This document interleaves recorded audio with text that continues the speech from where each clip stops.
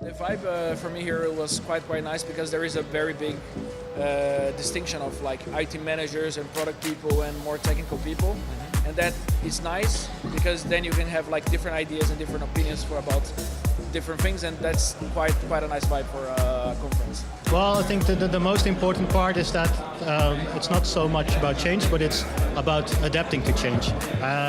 If you want to survive in the current landscape, if you want to survive as a company, you need to adapt to changes. And change comes more rapidly every time.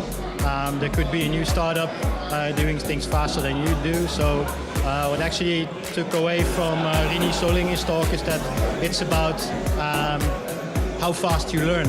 And I think that change combined with how fast you learn, that really makes a difference. The teams that create the software, the development teams, need to drive the change. So they not need to be told that things need to change, that they need to go faster. They need to be given the chance to see that there's opportunity to become better at development and creating a better pipeline for themselves.